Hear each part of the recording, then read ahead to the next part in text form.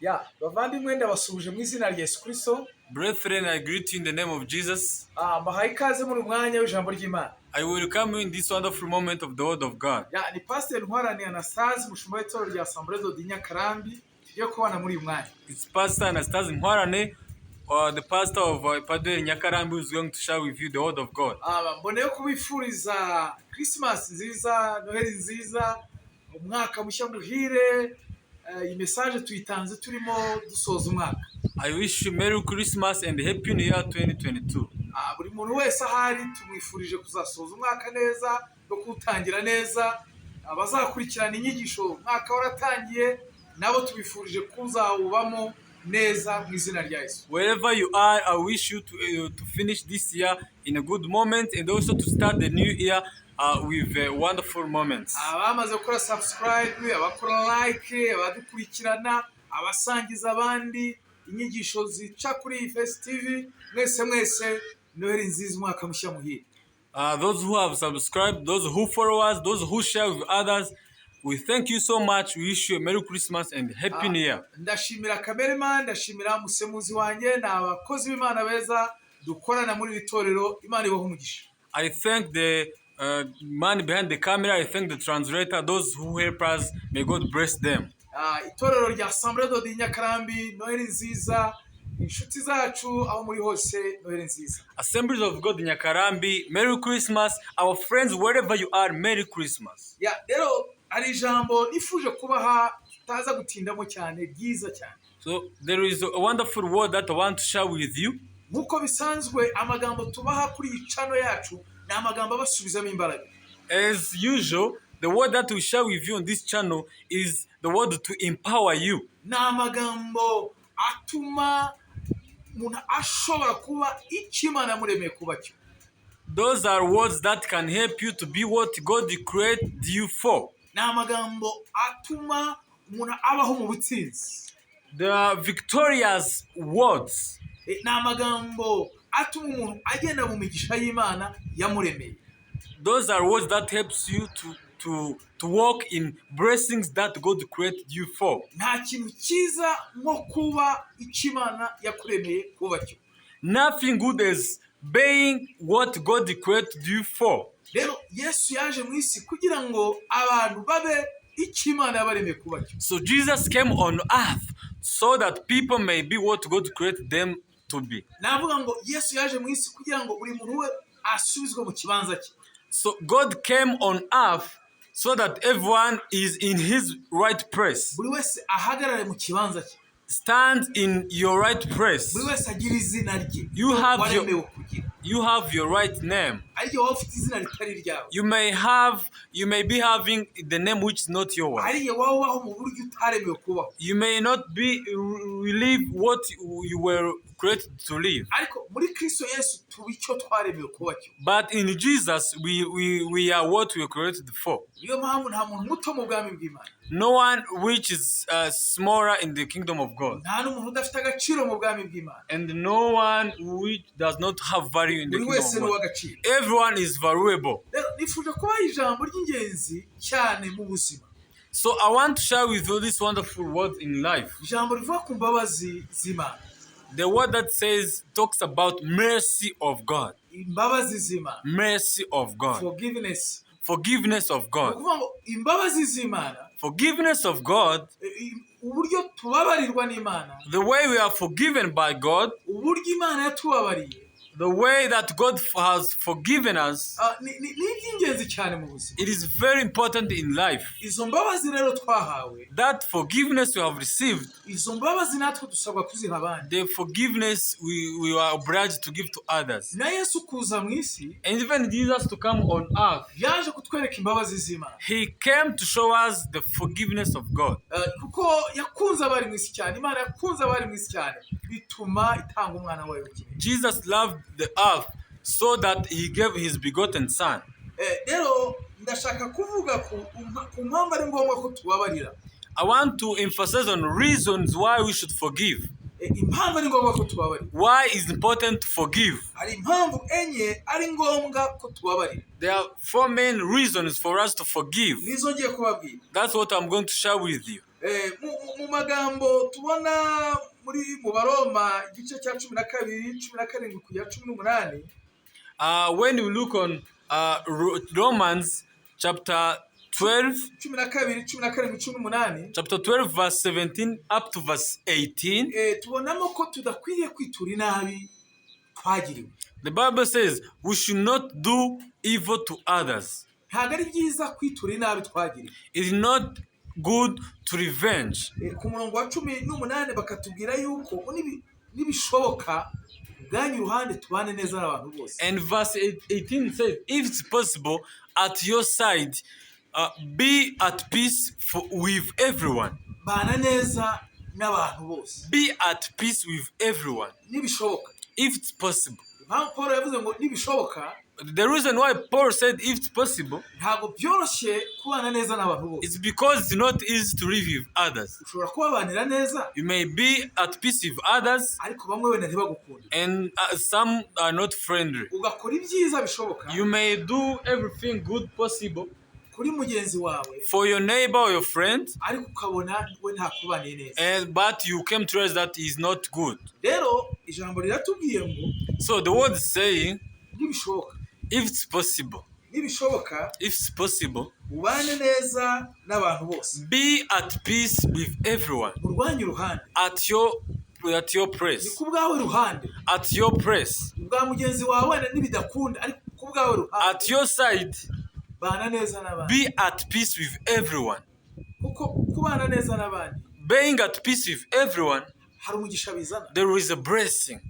Zaburi 133 in Psalm 133, atubwira yuko ngo ari byiza ko abavandimwe baturana bahura. It's wonderful for brethren to be in unity. Ngo kuko muri ubwo bumwe Imana yahategekeye umugisha. And God has commanded blessing that unity. Nukuvuga ngo abantu babanye amahoro, nukuvuga ngo bo ntibasaba umugisha ahubwo hari itegeko ko babona umugisha.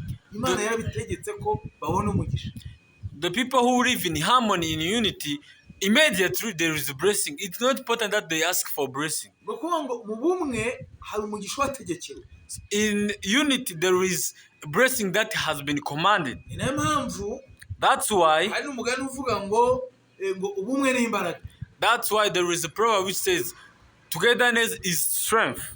Ubumwe ni imbaraga. Unity is strength. Mu bumwe harimo imbaraga. In unity there is strength. Rero umuntu waba waragukomerekeje, icyo wakora ni ukubana nawe, ni ukora ibishoboka ngo umubabarire, mwubake ubumwe, kuko muri ubwo bumwe harimo imbaraga. Someone who hurted you, someone who harmed you, you try your best to be at peace with him, because in that unity there is strength. Abantu benshi bashaka kubaka inkuta aho kubaka ibiraro.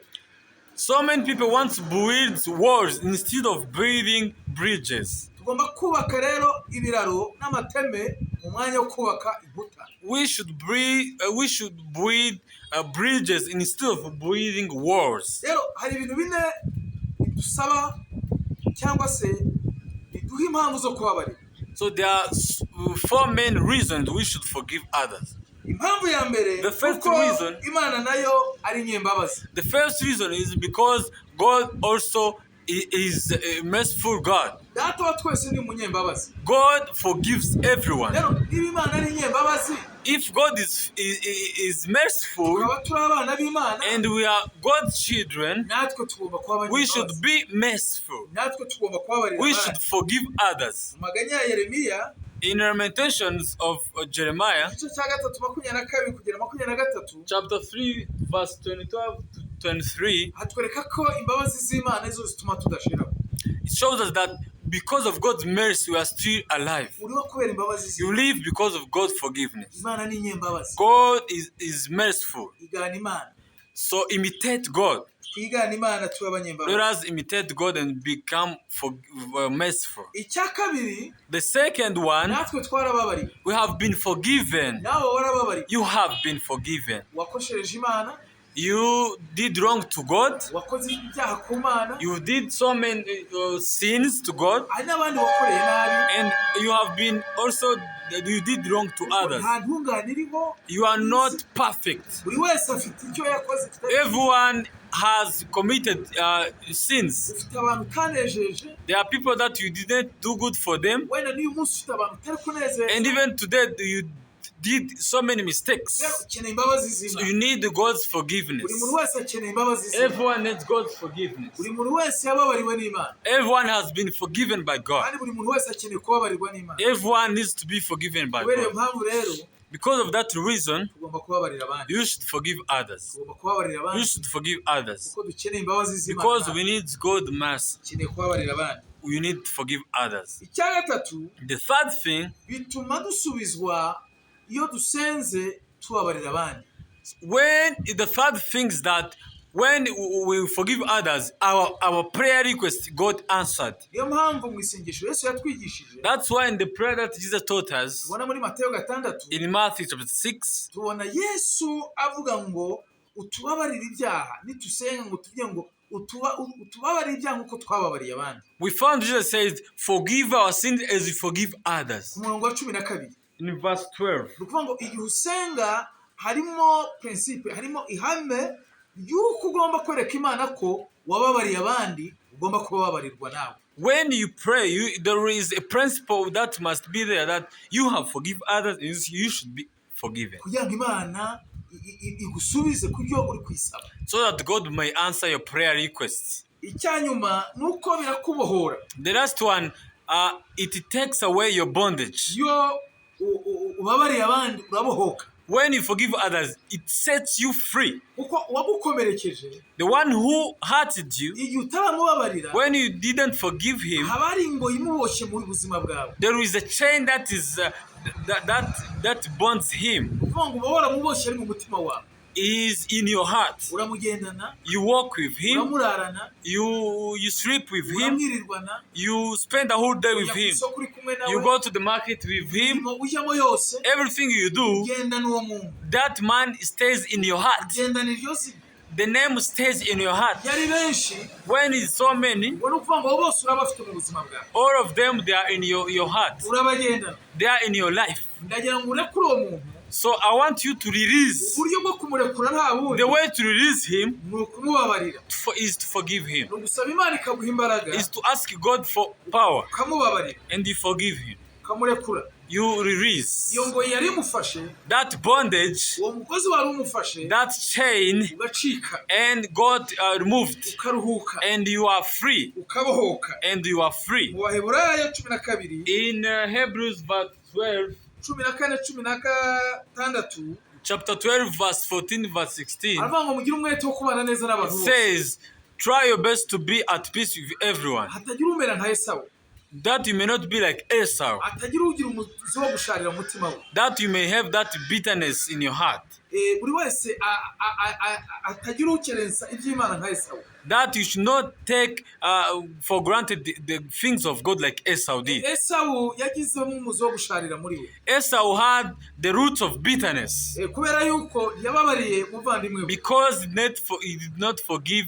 his brother Jacob. Rero yaraboshye. He was wounded. Igihe cyose utarababarira, In case you did not forgive, uba uboshye. you are still with a bondage. Hari abategereza wenda ngo baze babasabe imbabazi Some people need people to come to ask for forgiveness, kugira ngo wenda batange imbabazi, for them to forgive. ariko igikomeye buriya ni ubuzima bwawe. But what is important is your life. Iyo ubabariye ni inyungu yawe, When you forgive, it's your benefit. kuko wagukomerekeje, Because the one who hurted hari you, n'igihe aba atikibuka ko yagukomerekeje. sometimes he may not even remember what he did. Rero uba ugowe, uba urushye, ukeneye kuruhuka, ni wowe wakomerekeje. The one with a burden, it's you. Niyo mpamvu ufata iya mbere, That's why you should take the first step ukuraho uwo mugozi, and you remove that chain, ugakuraho uwo mutwaro, you remove that burden, umutima wawe ukaruhuka. and your heart be at peace. Rero reka mbabwire ngo reka musoze umwaka mugira abantu bohora mu buzima bwanyu. Let us conclude this year when you release some people in your Hari life. umuntu wari ukuremereye, Some people was a burden in your life. hari umuntu utakinavugana nawe, Some people you are no longer talking to them. hari umuntu wenda waguhombeje, Someone who make you go in losses. hari uwishe ubukwe bwawe se, Some people break your marriage. hari uwakugambaniye, Someone did a bad thing to hari you. n'uwakwiciye umuntu se, Someone killed your loved one. hari umuntu wakoze ibintu bitari byiza mu buzima bwawe, Someone did something bad to your life. urakomeretse umutima wawe, You are wounded. iryo zina si ryiza mu buzima bwawe, That name is not good in your life. izina ry'uwo muntu, The name of that person. ariko uburyo bwo kugira ngo wowe ukire For you to be healed, ni ukumubohora, you should forgive him. ni ukumubabarira, Is to forgive him. nta kindi wakora Nothing else you could kugira ngo do ubuzima bwawe bugire imbaraga so that you have a healthy life nko kubohora uwo muntu, as forgiving him. kumubabarira. You should forgive him. Rero Imana ibagire neza, May God bless you. mwakire imbabazi mu buzima bwawe, May you receive the forgiveness of God. twakire imbabazi z'Imana, We have received the forgiveness of God. twakire imbabazi za Kristo, We have received the forgiveness of Christ. yaratubabariye, He forgiven ni us. umunyembabazi, He is merciful. natwe tubabarira abandi, We should forgive others kugira ngo n'amasengesho yacu Imana yumve, so that our prayer requests should be answered, natwe tubabarira abandi, and we forgive others, natwe tugire neza abandi, and we do good for others, kugira ngo Imana natwe tubabarire, so that may God forgive us. kandi natwe duhora dukeneye imbabazi We z'Imana, always need God's kuko forgiveness. turiho kubw'imbabazi We z'Imana. live by God's Imana forgiveness. ibahe umugisha, May God richly bless you. ubabarire, We should forgive. usabe imbaraga We ask for power zo kugira ubabarira, to forgive someone. kandi nunakomereka kuko wenda umwaka utaha hari abazagukomeretsa, ndaguteguye hakiri kare uzababarire. And even if next year you should be hurted by someone else, I command you to forgive. Imana izababarire, May God will help you to forgive. kandi nawe uzababarire, And you also you should forgive. uzakira imbaraga You receive power zo kubabarira. to forgive. Umutima ubabarira The heart that uhorana forgives, ubutsinzi, it is a victorious heart. uhorana imbaraga, It is powerful heart. n'izina rya In the Yesu. name of Jesus. Amen. Amen. Imana ibahe umugisha. May God bless you. Amen. Amen.